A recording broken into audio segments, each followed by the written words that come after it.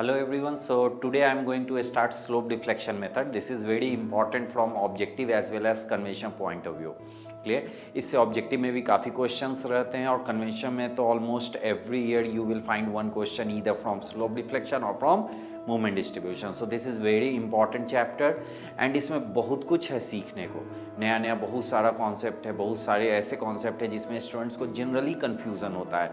So try to focus, अच्छे से सारे कॉन्सेप्ट्स को क्लियर कर लीजिए. So many things you will learn completely new in this chapter. Clear now, so first one slope deflection equation के regarding आप लोगों को इतना पता होगा कि एक स्लोप डिफ्लेक्शन इक्वेशन होता है. Clear, M A B is equal to M F A B 2EI/L theta A theta B like that. Clear, so ये इक्वेशन होता है. इन जनरल लोग जो बताते हैं सीधा ये इक्वेशन से ही स्टार्ट करते हैं. इससे स्टूडेंट्स को बहुत कंफ्यूजन होता है कहाँ से आया ये इक्वेशन, क्यों ऐसे यूज़ कर पाते हैं. So that you have to know. एक बार थोड़ा सा एक कॉन्सेप्चुअल पार्ट कवर कर लीजिएगा, then you will be very clear कि यह कहाँ से आता है और क्यों हम लोग इसको यूज़ कर पाते हैं. So I am going to explain in that way.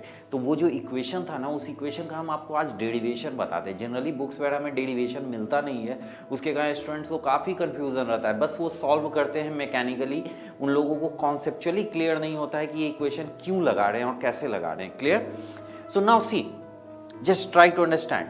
This is a frame, एक फ्रेम है and this frame is subjected to any generalized loading. So this is a frame subjected to any generalized loading. तो ये structure deflect होगा, कुछ भी deflect होगा, हम लोगों को नहीं पता. सो ये स्ट्रक्चर डिफ्लेक्ट होगा, कैसे होगा हम लोगों को नहीं पता, क्योंकि P1 का मैग्नीट्यूड नहीं पता है, P2 का मैग्नीट्यूड नहीं पता है, W का मैग्नीट्यूड नहीं पता है. सो लेफ्ट जाएगा फ्रेम, राइट जाएगा, किधर जाएगा, कैसे बेंड होगा, नहीं पता.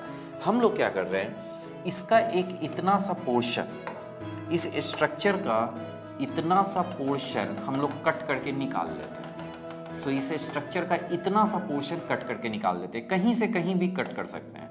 सो ए से बी इस पोर्शन को कट करके निकालें. Now try to understand, load apply किए तो ये डिफ्लेक्ट होगा, तो ए बी पोर्शन भी डिफ्लेक्ट हुआ होगा. अब कैसे डिफ्लेक्ट हुआ होगा नहीं पता. So now try to understand, A point B point. 2D में अगर कोई स्ट्रक्चर है तो किसी भी पॉइंट का 3 डिस्प्लेसमेंट पॉसिबल होता है, एक्स, वाई और rotation. X, y and rotation. तो 3 डिस्प्लेसमेंट ए पे, 3 डिस्प्लेसमेंट बी पे, और उसका कोई डिफ्लेक्टेड शेप बनेगा. हम लोगों को जब नहीं पता है तो हम लोग डिफ्लेक्टेड शेप कैसा रिप्रेजेंट करेंगे, पॉजिटिव सेंस में. जब भी कोई चीज़ नहीं पता होता है हमेशा हम लोग उसको पॉजिटिव सेंस में रिप्रेजेंट करते हैं. So now I am going to represent deflected shape of A B in positive sense. So this is the deflected shape of A B. अब कैसे हमको पता कि ये डिफ्लेक्टेड शेप ए बी ही है और ये ऐसा ही होगा, यही आप लोगों को जानना है. So now try to understand. So member was initially horizontal. So horizontal से ये रोटेशन हो गया. क्लियर, किस डायरेक्शन में rotation, clockwise. So this is theta A. Clear, this joint is A. Now यहां पे member was initially horizontal, then this rotation is theta b. clear, so theta a and theta b. so rotation दोनों पे हम लोग positive sense में दे दिए, clockwise clockwise. Now x का जरूरत नहीं है इसलिए नहीं दिए हैं. क्लियर, x होगा बट उससे कोई अंतर नहीं पड़ रहा है हम लोगों के स्लोप डिफ्लेक्शन इक्वेशन पे. एंड में आपको खुद पता चल जाएगा. नाउ y, सो y किधर पॉजिटिव होता है, एक ऊपर y पॉजिटिव होना चाहिए, बट हम लोग क्या किए, इसके रेस्पेक्ट में हम लोग इसका y नीचे दिए हैं, डेल्टा.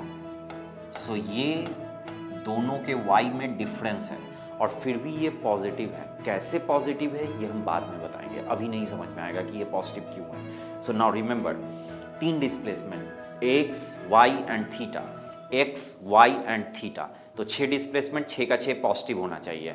एक्स क्यों नहीं दिखाएं, जरूरत नहीं है. वाई ऊपर होना चाहिए बट इसके रेस्पेक्ट में वाई नीचे दिखाएं, फिर भी ये पॉजिटिव है. कैसे पॉजिटिव है, that I will tell you later. Now come to the theta. तो थीटा क्लॉकवाइज पॉजिटिव होता है, थीटा क्लॉकवाइज पॉजिटिव है. नाउ सो इसी पोर्शन को हम लोग कट करके निकाले हैं और इसका जनरलाइज डिफ्लेक्टेड शेप ड्रॉ कर दिए. अगर इसी पोर्शन को कट करके निकाले हैं तो इस पे यूडीएल भी होगा, उसी पोर्शन को कट करके निकाले हैं. सो यहाँ पे ये जो लोडिंग था, जो भी लोडिंग होगा वो लोडिंग यहाँ पे भी होगा. नाउ 2D में स्ट्रक्चर को कहीं भी काटते हैं तो कितना फोर्स होता है? 3 फोर्स होता है, axial, shear end moment. Axial, shear end moment, तो 3 फोर्स इधर से, 3 फोर्स इधर से, 6 फोर्स। बट हम लोग 6 फोर्स रिप्रेजेंट नहीं करने जा रहे हैं क्योंकि हम लोगों को जरूरत नहीं है। तो हम लोग कितना फोर्स रिप्रेजेंट करेंगे? हम लोग बस एक ही फोर्स रिप्रेजेंट करेंगे एंड दैट इज मोमेंट। और मोमेंट का डायरेक्शन नहीं पता है तो इसलिए हम लोग इसको क्लॉकवाइज दिखा दिए हैं। जब भी कोई चीज नहीं पता होता है उसको पॉजिटिव सेंस में दिखाते हैं, तो MAB। नाउ यहां पे भी नहीं पता है तो इसको भी हम लोग इस डायरेक्शन में दिखा दिए, that is MBA। Clear? So this is MAB, this is MBA। फिर से हम रिपीट कर रहे हैं, सिंपल है। 3 डिस्प्लेसमेंट यहां, 3 डिस्प्लेसमेंट यहां, 6 डिस्प्लेसमेंट नहीं पता है, सब पॉजिटिव सेंस में दे देंगे। X देने की जरूरत नहीं पड़ी, Y हम लोग ऐसा दिए हैं फिर भी पॉजिटिव है, कैसे है बाद में प्रूफ कर देंगे। देन थीटा क्लॉकवाइज होना चाहिए, क्लॉकवाइज है। नाउ 3 फोर्सेज यहां होना चाहिए, axial force, shear force end moment, axial force, shear force end moment, 6 force. लेकिन हम लोग कितने फोर्स को रिप्रेजेंट किए? ओनली 2 फोर्स को रिप्रेजेंट किए हैं। क्यों ऐसा किए? क्योंकि इतना का ही हम लोगों को डेरिवेशन में जरूरत है, रिमेनिंग का जरूरत नहीं है। Now so this is the structure. अब इस स्ट्रक्चर को हम लोग 4 स्ट्रक्चर में ब्रेक करते हैं। अब 4 स्ट्रक्चर में कैसे ब्रेक किया जाता है वही आप लोगों को जानना है, यही लोगों को नहीं पता होता है जनरली। क्लियर? सो इस स्ट्रक्चर को 4 स्ट्रक्चर के कॉम्बिनेशन में हम रिप्रेजेंट कर रहे हैं। So now try to understand. First structure, दोनों एंड को फिक्स्ड मान लिया और इस पे लोडिंग दिखा दिया। क्लियर? दोनों एंड को फिक्स कर दिए और इस पे लोडिंग अप्लाई कर दिए। लोडिंग अप्लाई कर देंगे देन दोनों एंड पे मोमेंट जनरेट होगा। हम लोगों को नहीं पता है हमेशा लोडिंग UDL ही हो, कोई जरूरी है क्या? लोडिंग कुछ भी हो सकता है, यहाँ पे पॉइंट लोड हो सकता है, मोमेंट हो सकता है, कुछ भी हो सकता है। तो हम लोग जनरलाइज डेरिवेशन कर रहे हैं तो हम लोग UDL दिखाए हैं, बट ये लोडिंग कुछ भी हो सकता है। तो जब लोडिंग कुछ भी होगा तो दोनों एंड पे फिक्स्ड एंड मोमेंट जनरेट होगा। उसका डायरेक्शन नहीं पता तो उसको किधर दिखा देंगे? पॉजिटिव सेंस में। So that is MFAB and this is MFBA। Clear? Then second structure, एक ये स्ट्रक्चर ये हो गया सेकेंड स्ट्रक्चर। अब हम लोग स्ट्रक्चर में ओनली थीटा ए देंगे, स्ट्रक्चर में ओनली थीटा ए देंगे। सो देखिए यहां पर केवल ए के साइड से रोटेशन देंगे। सो इसको ए के साइड से रोटेशन ऐसे दे दिए। नाउ इसको ए के साइड से अगर हम लोग रोटेशन देंगे थीटा ए, तो क्या हम लोग इसको बोलेंगे कि थीटा ए से घूम जाओ तो घूम जाएगा क्या? नहीं घूमेगा। हम लोगों को मोमेंट लगाना पड़ेगा। कितना मोमेंट लगाना पड़ेगा? सो इसका वैल्यू होता है 4EI/L into theta A. Clear? कैसे हमको पता 4EI/L इंटू थीटा ए? जो लोग मोमेंट डिस्ट्रीब्यूशन थोड़ा बहुत पढ़े होंगे उनको पता होगा कि ऐसे बीम का स्टिफनेस 4EI/L होता है। तो यूनिट रोटेशन के लिए 4EI/L, तो थीटा ए रोटेशन के लिए 4EI/L इंटू थीटा। जिनको पता है वो अच्छी बात है, नहीं पता है तो मोमेंट डिस्ट्रीब्यूशन चैप्टर जब हम पढ़ाएंगे तो इसको डिराइव करके अच्छे से एक्सप्लेन करके हम आपको बताएंगे। क्लियर? और यहाँ जब m मोमेंट अप्लाई करते हैं तो यहाँ कितना डेवलप होता है? m/2। तो यहाँ पे ये डेवलप हो जाएगा 2EI/L इंटू थीटा ए। ये कैसे पता चलता है? Carry over factor moment distribution में पढ़ाया जाता है, उससे कोरिलेटेड है। नाउ अब हम लोग कौन सा डिस्प्लेसमेंट देंगे? ओनली थीटा बी देंगे, only theta B. So now try to understand. अब theta B only clockwise. So देखिए थीटा बी हम लोग दे दिए। This is theta B. Now कितना मोमेंट यहां पे हो जाएगा? 4EI/L into theta B. और यहां कितना डेवलप होगा? So that is 2EI/L into theta B. Now इसके बाद हम लोग स्ट्रक्चर में डेल्टा देंगे।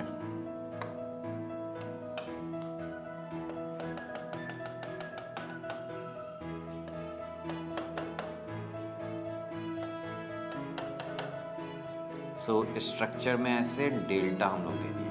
जैसे ही ऐसा डेल्टा आएगा देन ये स्ट्रक्चर ऐसे डिफ्लेक्ट हो जाएगा। So this one is 6EI/L²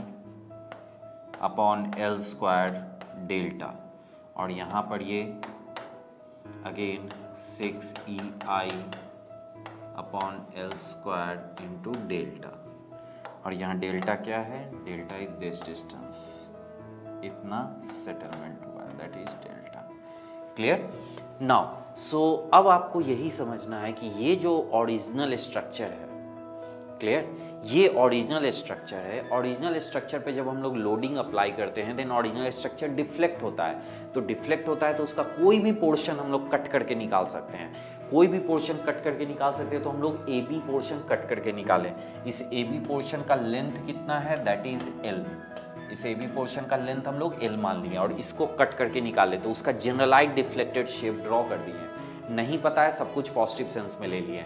इधर मोमेंट नहीं पता है, पॉजिटिव सेंस में, इधर मोमेंट नहीं पता है, पॉजिटिव सेंस में। Now this structure is combination of these 4 structures. अब यही आपको समझना है कि इस 4 स्ट्रक्चर का कॉम्बिनेशन ये कैसे है, यही आप लोगों को विजुअलाइज करना है। So now try to understand. देखिए, विजुअलाइज कीजिए। So this is the structure और ये इन 4 स्ट्रक्चर का कॉम्बिनेशन है। Try to understand.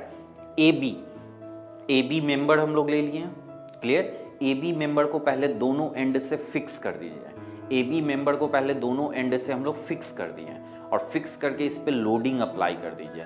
तो ए बी मेंबर पे फिक्स करके लोडिंग अप्लाई कर दिए, पहला डायग्राम हो गया। अब दोनों एंड ऐसे फिक्स्ड है, लोडिंग अप्लाइड है। अब इसी स्ट्रक्चर में ओनली थीटा ए दे दीजिए, ओनली थीटा ए दीजिए, फिर थीटा बी दे दीजिए और फिर इसको ऊपर नीचे कर दीजिए। तो ये चारों स्ट्रक्चर जब हम लोग ऐड कर देंगे तो आपका ओरिजिनल स्ट्रक्चर बन जाएगा। फिर से बता रहे हैं, सिंपल है। बीम को पहले ऐसे दोनों एंड से फिक्स कर दीजिए, लोडिंग अप्लाई कर दीजिए, देन ओनली थीटा ए दीजिए, देन ओनली थीटा बी दीजिए एंड देन इसको ऊपर नीचे कर दीजिए। देन इन चारों स्ट्रक्चर को ऐड करेंगे तो ओरिजिनल स्ट्रक्चर। अब कॉमन सेंस से सोचिए, जब चारों स्ट्रक्चर को ऐड करने से ओरिजिनल स्ट्रक्चर बन रहा है देन ये चारों जो मोमेंट है, इन 4 मोमेंट को ऐड करेंगे देन ये ओरिजिनल मोमेंट आना चाहिए या नहीं। सो इन चारों मोमेंट का सम ये ओरिजिनल मोमेंट होता है। क्लियर? अब बस यही हम करने जा रहे हैं।